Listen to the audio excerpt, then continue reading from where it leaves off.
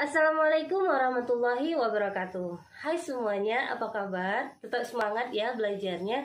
Jumpa lagi dengan Ibu Azirni. Pada pertemuan kali ini kita akan membahas tentang pola pengolahan tanah. Pola pengolahan tanah sangat erat hubungannya dengan waktu yang hilang karena belokan selama melakukan pengolahan tanah tadi.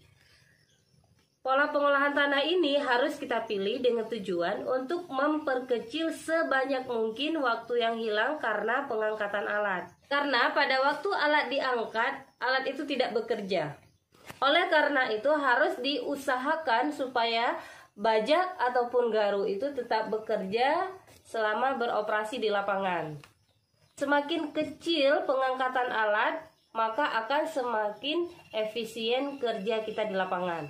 Ada beberapa pola yang dikenal untuk pola pengolahan tanah, yaitu ada pola spiral, pola tengah, pola tepi, dan pola alfa.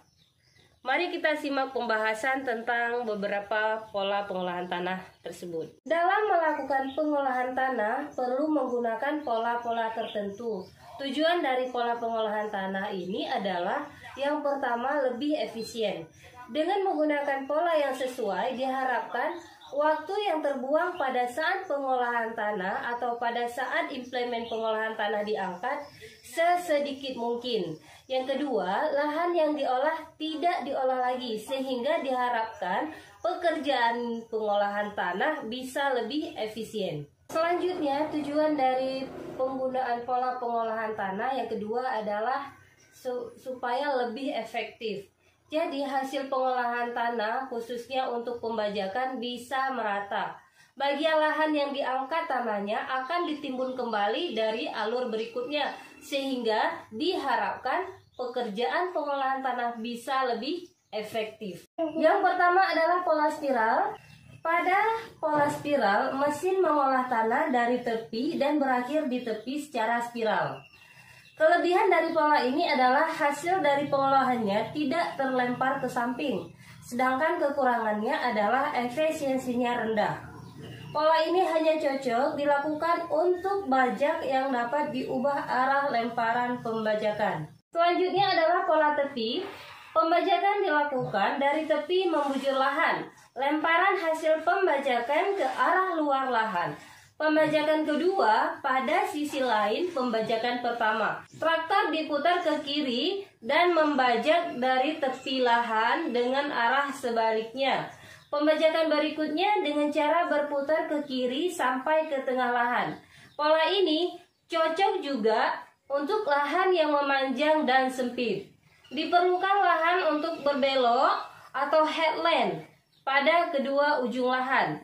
Ujung lahan yang tidak terbajak tersebut dibajak pada 2 atau 3 pembajakan terakhir. Sisa lahan yang tidak terbajak pada ujung lahan diolah dengan cara manual atau dengan dicangkul.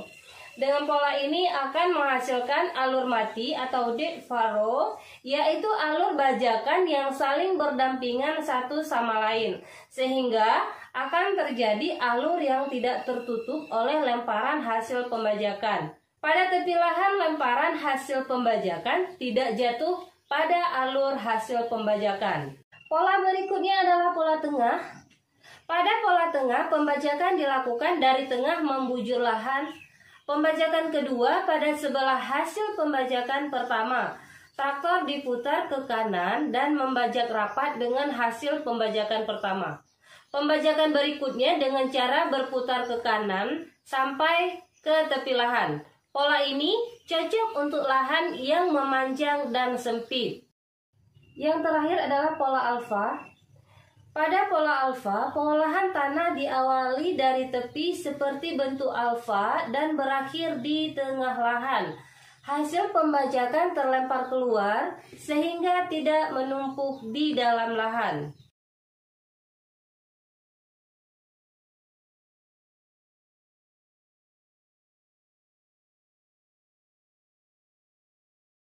Sampai di sini pertemuan kita hari ini. Semoga bermanfaat. Assalamualaikum warahmatullahi wabarakatuh. Jangan lupa like and subscribe.